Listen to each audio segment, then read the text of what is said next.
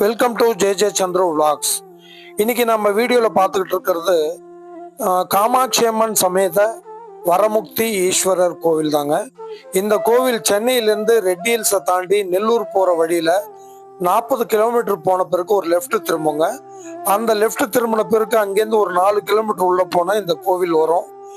இந்த கோவிலுடைய சிறப்பு என்ன அப்படின்னா, 2000 ஆண்டுகள் பழமை வாய்ந்த ஒரு கோவிலுங்க. கோவில் இருக்கிற ஊர் பேரு புது எருமவெட்டிப்பாளையம். இந்த கோவிலை புதுப்பிச்சு பிப்ரவரி மாதம் 2026 கும்பாபிஷேகம் பண்ணியிருக்காங்க. வாங்க கோயிலுக்குள்ள வந்துட்டோம். இப்போ யாரெல்லாம் தரிசிக்கலாம் அப்படின்றத ஃபர்ஸ்ட் பார்த்துடலாம். சக்தி முக்தி விநாயகர், கூடவே ஐயப்பனும் இருக்கார், பாலமுருகன்.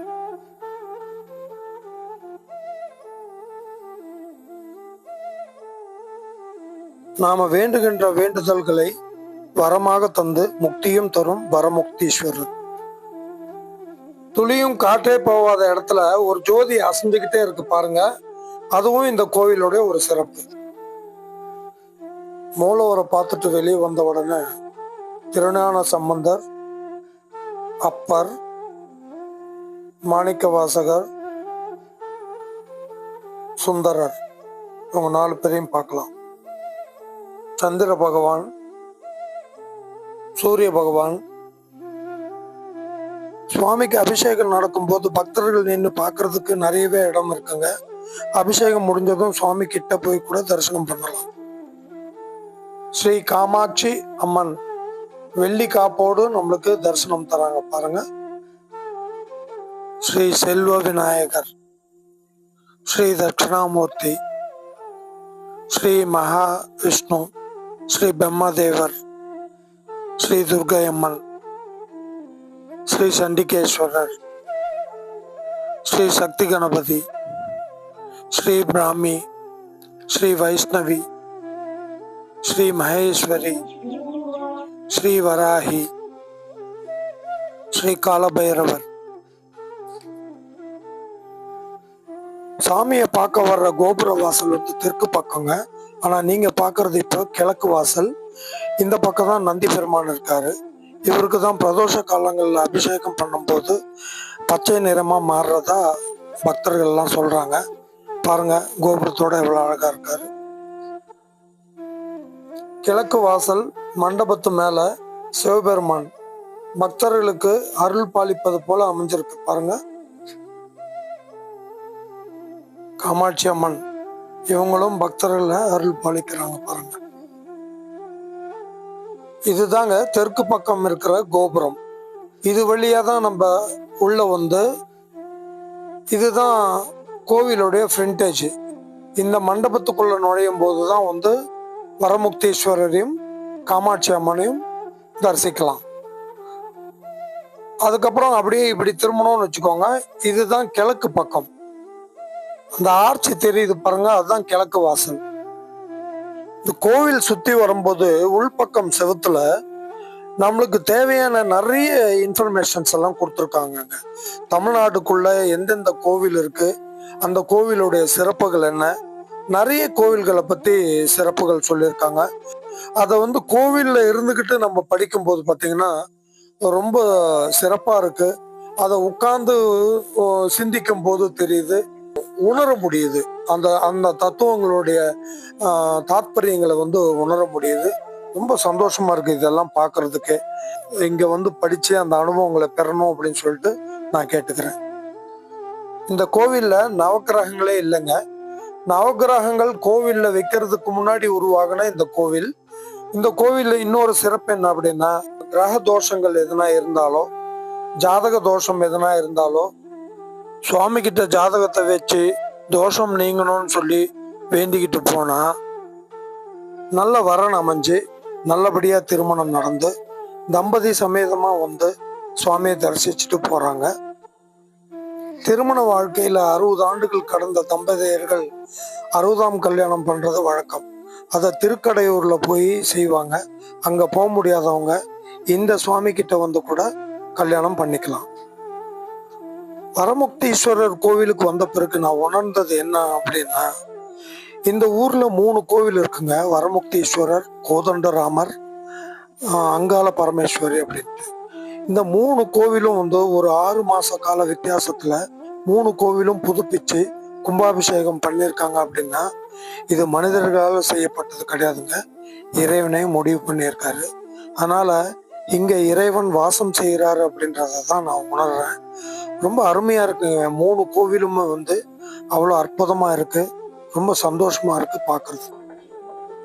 இந்த வீடியோ எடுக்கும்போது கோவில்ல பாட்டு போட்டிருந்தாங்க. அதனால நான் பேசினா அதுவும் ரெக்கார்ட் ஆகுன்றதுக்காக தான் நான் பேசல. அதனால தான் வாய்ஸ் நோட் போடுறேன். புதிய எருமவெட்டி பாளையம் புண்ணிய பூமியா மாறிடுச்சுங்க. சுவாமி வாசம் செய்கிறாரு. உங்களுக்கு சந்தர்ப்பம் கிடைக்கும் போது 3 கோவில்களுக்கும் வந்து சுவாமிகளை தரிசனம் பண்ணிட்டு போங்க. இப்ப நீங்க பாக்குறது தாங்க ஸ்ரீ கோதண்டராமர் கோவிலுங்க. இந்த கோவிலை பத்தின விஷயங்கள்லாம் நான் எதுவும் பேச போறதில்ல. ஏன்னா இந்த கோவிலுடைய பிரதான குருக்களுடைய மனைவி இருந்தாங்க. அவங்க கிட்ட நான் கேட்டிருந்தேன், இந்த கோவிலுடைய வரலாறு தெரிஞ்சா கொஞ்சம் சொல்லுங்க அப்படின்னு கேட்டோம். அவங்களும் ரொம்ப விரிவா பொறுமையா அழகா சொல்லியிருக்காங்க. அதையும் நீங்க எல்லாரும் கேளுங்க. கேட்டுட்டு அப்படியே இந்த கோவில் ஃபுல்லா வந்து சுவாமிகளை காமிச்சிருக்கேன். எல்லாரையுமே நீங்க தரிசனம் பண்ணிக்கோங்க.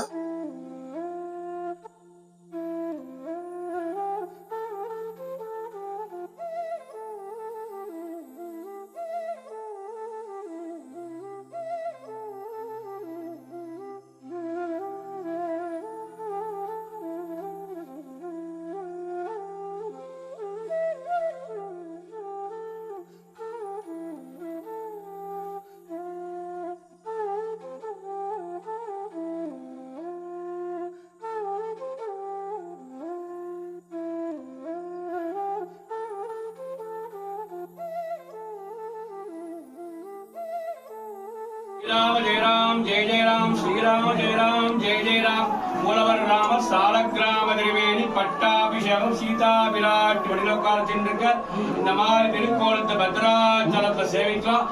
அங்கே கோதாவரி நதி, இங்கே குசஸ்தலயாறு பெருமாள்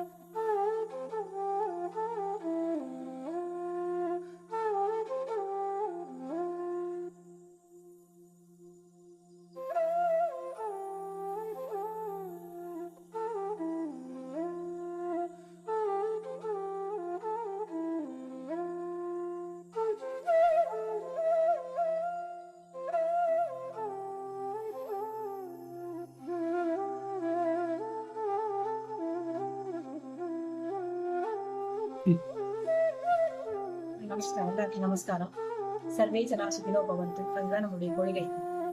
என்னன்னா, நான் எங்க அச்சனுடைய வைஃப் ஸ்ரீதேவி, அவருக்கு கொஞ்சம் ஹெல்ப் பண்றதா சர்வீஸ் இங்க பண்ணிட்டு இருக்கோம். நாங்க வந்து ஒரு 6 தலைமுறையா அந்த கோவில் 7வது தலைமுறையா எங்க ஆத்தார் பார்த்துக்கிறார். அவர் பேர் வெங்கடகிருஷ்ணன் சாரதின்னு கூப்பிடுவா. இது வந்து கோதண்டராமர் சன்னதி. என்ன விசேஷம்னா, ஆந்திரா பத்ராச்சலத்துல மட்டும்தான் ராமர் சீதை மடியில உட்காந்துருக்கோம். அதுக்கப்புறம் நம்ம இந்தியாவில வந்து மிக பழமையான கோவில் எடுத்தா கண்டிப்பா இதுவாதான் இருக்கும். பிற்காலத்துல நிறைய கோவில்கள் ஏற்பட்டிருக்கு, ஆனா அந்த பழமை கிடையாது. இது வந்து ராமாயண தொடர்புடைய காலத்துல பெரியவா சொல்லி எனக்கு தெரியாது. எனக்கு 32 வருஷமா தான் இந்த கோவில் பத்தி தெரியும்.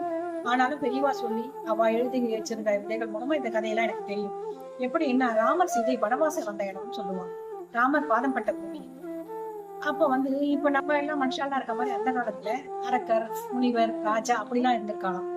அப்போ இந்த இடத்த வந்து மகிஷன் அப்படின்னு ஒரு அசுரன் கண்ட்ரோல்ல இருந்துதான். அவன் வந்து எருமை தலை அரக்கன். என் தலை வந்து எருமை தலை, உடம்பு அரக்க உடம்பு. அரக்கனுக்கே உரிய குணங்கள். இங்க வந்து அவன் 2வது சிவபக்தன். சிவன் கிட்ட வேண்டி வேண்டி நிறைய வரங்களை வாங்கி வச்சுட்டு பெண்ணத்தோட தன்னை யாரும் அழிக்க முடியாது அப்படின்னு ஒரு வரத்தை வாங்கி வச்சிருக்கான். அந்த வரத்தினால ராஜா இருந்து முனிவரும் யார் இருந்தாலும் அவனை ஒன்றும் பண்ண முடியல. அவன் அரக்க முடி இருக்கிறதால அந்த அகங்காரத்தோட எல்லாரையும் சொல்லி துன்பப்படுத்தி பண்ணிட்டு வந்திருக்கான். இந்த மலையில கார்கை முனிவரும் ஒருத்தர் தவம் பண்ணிட்டு இருக்காரு. அவர் வந்து ஸ்ரீமன் நாராயணா, இப்படி எல்லாம் இம்சை பண்றாங்க ஜனங்களை, எங்களெல்லாம் யார் காப்பாத்த போறா, இதுக்கு ஒரு வழி பண்ண கூடாதா அப்படின்னு வேண்டிட்டு காலம் போயிட்டு இருக்கு. இப்ப காலங்கள் போற போக்குல ராமர் சீதை வனவாசம் வந்தப்போ இந்த வழியா வந்திருக்கான். அவ வந்து என்னதான் தெய்வாம்சமா இருந்தாலும் தன் தெய்வ இதெல்லாம் மறந்து மனுஷ வாழ்க்கையை வாழ்ந்துட்டு இருந்தவா. அந்த காட்டு வாழ்க்கை வாழும்போது இந்த நதிக்கரை ஏதாவது பக்கத்துலதான் அந்த குசஸ்தலையாறு போகுது. அதுல நித்திய பூஜைக்காக சீதாவும் ராமரும் வந்து நீராட போறாங்க. அப்ப வந்து அண்ணா மண்ணி குளிக்கிறாள்னு சொல்லிட்டு லட்சுமணர் வந்து அவருடைய வில் அம்பை எடுத்துட்டு தனியா போய் அவளுக்கு காவல் இருக்கிறது தள்ளி போயிட்டாரு. ராமர் கடலாம் இருக்கக்கூடிய பக்தர் அனுமார் இல்லையா, அவரும் காவலுக்கு தள்ளி போய் நிக்கிறார். அவ 2 பேரும் தனியா காவலுக்கு இருக்கா. இவ ஜலக்கிரீடை பண்றதுக்கு சீதா இறங்குறா. அப்ப இந்த அசுரன் பார்வையில படுறான். அசுரன் பாக்குறான், என்னடா இந்த காட்டுக்குள்ள இவ்வளவு தேவதையாட்ட அழகா ஒரு பெண் இருக்காளே அப்படின்னு ஆசைப்பட்டு மோகிச்சு அவளை தீண்ட போறான். மனுஷ வாழ்க்கையில இருக்குதா சீதா தாமி தன் சக்திகளை மறந்து பயந்து போய் ராமகிருஷ்ண சுவாமி இந்த அசுரன் மோகிச்சு என்னை தீண்ட பாக்குறான் அப்படின்னு பதறிண்டு ஓடி போய் ராமர் கிட்ட சொல்றாராம். உடனே ராமர் வந்து நம்மளாம் குழந்தை எப்படி ஆசுவாசப்படுத்துமோ அந்த மாதிரி சீத்தையை கூப்பிட்டு தன் இடது தொடையில உட்கார வச்சு தன் இடது கையால் அவருடைய இதயத்தை தட்டி கொடுத்து பயப்படாது அப்படின்னு சொல்லிட்டு உட்கார வச்சு ஆறுதல் கொடுக்கிறார். கூடவே அவர் கையில ஆயுதங்கள் எதுவும் இல்லையா தம்பி கிட்ட கொடுத்து வச்சிருக்காரு. கையில தர்ப்பை மட்டும்தான் இருந்துதான். உடனே என்ன பண்ணாராம், அந்த தர்ப்பை எடுத்து மந்திர பிரயோகம் பண்ணாரு. என்ன மனுஷ வாழ்க்கையில இருந்தாலும் அவன் தெய்வாம்சம் இல்லையா, அவனுடைய அழிவு எப்படி பெண்ணால் அழிவு இல்லையா. இவர் அந்த தர்ப்பத்தை கிள்ளி போட்டு மந்திரம் சொன்ன உடனே 4 துண்டால் இருந்து போய் 4 சக்தி பெண் சக்தியா உருவெடுத்துவான். ஆனா அசுரனுடைய பலத்துக்கு முன்னாடி அந்த சக்தி பத்தல. உடனே ராமர் என்ன பண்ணான், திருப்பி மந்திர பிரயோகம் பண்ணி எல்லாத்தையும் ஒன்னா சேர்த்தான். உடனே சக்தி ஸ்வரூபம் அங்காள பரமேஸ்வரியா காளி மாதிரி பயங்கர அகோர சக்தியோட எழுந்து நிக்கிறான். அவ கோபத்தை தாங்கவே முடியல. அவ்வளவு கோபம், அவ்வளவு இது. அசுரனை வதம் பண்றான், மனுஷனை வதம் பண்றான். எருமை தலை அடக்கனை வென்றதுனால இதை எருமை வெட்டி பாளையம் அப்படின்னும், மகிஷனை மர்தனம் பண்ணதுனால அவ மகிஷாசுர மர்தினியாவும் அங்காள பரமேஸ்வரியாவும் மர்தனம் பண்ணி மகிஷா மர்தனபுரின்னு பேரையும் எருமை வெட்டி பாளையம் பேரையும் இது பண்ணி உடனே அந்த காளி அந்த ஆக்ரோஷம் முடிஞ்சு அசுரனை வதம் பண்ணணும். ஜனங்களுக்கு ஒரே சந்தோஷம், அப்பா நம்மளுக்கு எல்லாம் விடிவு காலம் பிறந்திருக்கு. ஆனா காளியை பார்த்தா பயமா இருக்கு. ஏன்னா அவ்வளவு கோரம் போகும், அவ சக்தியை பார்த்து பயமா இருக்கு. ஜனங்கள்லாம் பயப்படுறத பார்த்து முடிவு வந்து ராமனுக்கு வேணும், சுவாமி அம்மாவை பார்க்க எங்களுக்கு பயமா இருக்கு, கொஞ்சம் எங்களுக்கு அனுகிரகம் பண்ணக்கூடாது. உடனே ராமர் என்ன பண்ணாராம், அந்த தர்பையை திருப்பி பிரிச்சு விட்டாராம். பிரிச்சு விட்டோடனே திருப்பி 4 சின்ன சின்ன பெண் சக்திகளா மாறி கோபமெல்லாம் அடங்கி சாந்த சுரூபியா ரொம்ப அழகான தேவதையா மாறிட்டாங்க. அந்த பெரிய சக்தி தான் அங்காள பரமேஸ்வரியா இன்னைக்கும் கோவில் இருக்கான். மற்ற 3 பெண் தெய்வம் இந்த 3 பக்கம் நான் காவல் இருக்கா. ராமர் அவளுக்கு அனுகிரகம் பண்ணி நீங்க 4 பேரும் இந்த கிராமத்துக்கு காட்டுக்கு காவல் தேவதையா இருந்து ஜனங்களை ரட்சியுங்க அப்படின்னு சொன்னவளை ராமர் உத்தரவை ஏத்துன 4 பேரும் இன்னைக்கும் ஒரு பக்கம் அங்காள பரமேஸ்வரியும், ஒரு பக்கம் பொன்னியம்மன், ஒரு பக்கம் முழகாலம்மன், ஒரு பக்கம் காட்டு கை காட்டன் அப்படி 4 பேரும் இன்னைக்கும் இருக்கான். அவ்வளவு அழகு அம்மன் எல்லாம் கலவரங்களை பார்க்க இன்னைக்கெல்லாம் கண்ணு போறாங்க. அவ்வளவு அழகா இருக்கும், அவ்வளவு சாந்த சுருபியா இருக்கும். முடிவருக்கு சந்தோஷம் தாங்கல. ராமரை நமஸ்காரம் பண்ணிக்கிறார். அங்கிருந்து தம்பி ஓடி வர, அண்ணா என்ன சவுண்டு கேட்கறது, என்னாச்சும் தெரியல அண்ணா மண்டிக்க சொல்லிட்டு ஓடி வராரு. வந்த உடனே ராமர் உண்மையில எல்லாம் வந்து எல்லாமே நல்லாதான் இருக்கும். முனிவர் வேண்டிக்கிறார், சுவாமி உங்களை வந்து அம்மாவையும் தாயாரையும் ராமரையும் வந்து தனித்தனியா பாக்குறோம், பட்டாபிஷேக கூட பாக்குறோம், இப்படி அந்யோன்யமா மடியில வச்சு நாங்க பார்த்ததே இல்லையே, அதனால நீங்க எங்களுக்கு இப்படியே தரிசனம் கொடுக்க கூடாதான் அப்படின்னு வேண்டி அதுக்கு என்ன கொடுத்தா போச்சுடா அப்படின்னு சொல்லிட்டு அனுகிரகம் பண்றாரு. உடனே அனுமார் ஓடி வராரு. சுவாமி சுவாமி என்னாச்சு, ஒண்ணு இல்ல டாக்டர் ஒண்ணு இல்ல. உடனே அனுமார் கூப்பிடுறாரு ராமர் தோழவா வந்து பக்கத்துல அப்படி சொன்னா அவருக்கு ஒரே வெக்கம். ரொம்ப சுவாமி நான் உங்க பக்தன் காலடியில இருக்கோம் இல்லையா, என்ன கூப்பிட்டு பக்கத்துல இருக்கிறேன் இருக்கட்டே டாக்டர் நான் இல்லை, நீ என் குழந்தை தானே அப்படி நிக்க வச்சோன்னே அவர் வெக்கப்பட்டு கொஞ்சம் தள்ளி நிற்பார். அதே கோலத்துல இன்னைக்கும் ராமர் தனி சன்னதி இல்லாம, அனுமார் வந்து தனி சன்னதி இல்லாம ராமரோட பக்கத்துல நின்று லட்சுமணர் பக்கத்துல நின்று காட்சி கொடுக்கக்கூடிய கோலத்தோட மூலவ சன்னதி இருக்கு. அந்த கோலத்துல ராமர் காட்சி கொடுத்தாராம். முனிவருக்கு ஒரே சந்தோஷம். இதே கோலத்துல இங்க நம்ம ஒரு கோயில் கட்டி ஆகணும்னு சொல்லிட்டு இந்த மலை மேல கோவில் கட்டணும் பிரார்த்தனை பண்ணிட்டு அப்புறம் விக்ரம சோழர் கிட்ட உத்தரவு பண்ணார். அப்பெல்லாம் ராஜால முனிவர் சொன்னது கேட்பான். முனிவரை கூப்பிடுறாரு, ராஜாவை கூப்பிடுறாரு.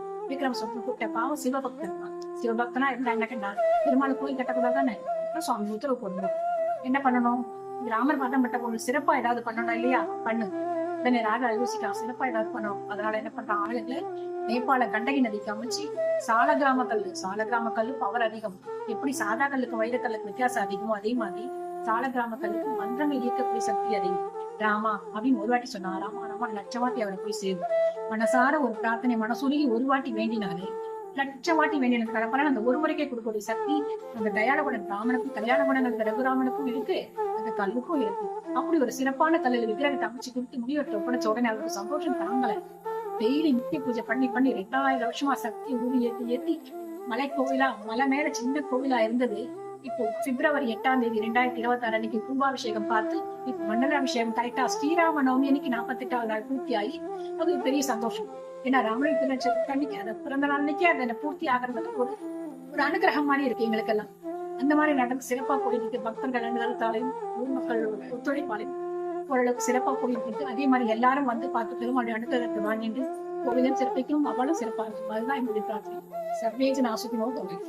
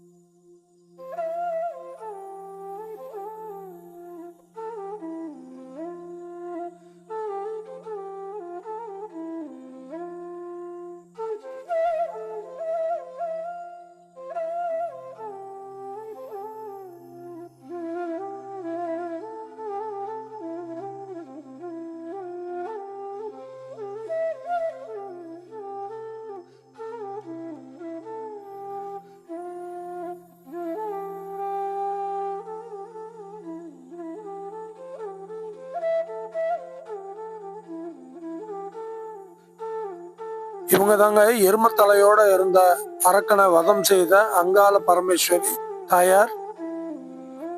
3 கோவில்லையும் சுவாமி கிட்ட போய் தரிசனம் பண்ணலாம். பார்க்கிங் பிளேஸ் நல்லா இருக்குங்க, எல்லா வண்டிகளும் விடலாம், நிறைய பிளேஸ் இருக்கு.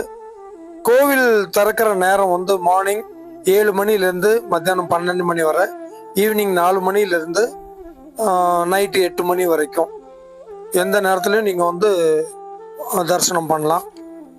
இந்த கோவிலுடைய மேப்பை டிஸ்கிரிப்ஷன் பாக்ஸில் கொடுக்குறேங்க. இந்த வீடியோ பிடிச்சிருக்கும்னு நான் நம்புகிறேன். எல்லாரும் சப்ஸ்கிரைப் பண்ணுங்கள், ஷேர் பண்ணுங்கள், லைக் பண்ணுங்கள். உங்களுடைய வேல்யூபிள் கமெண்ட்ஸை கமெண்ட் பாக்ஸில் சொல்லுங்கள். அடுத்த வீடியோவில் பார்க்கலாம். அதுவரை உங்களிடமிருந்து விடைபெறுவது ஜே சந்துரு. பாய்.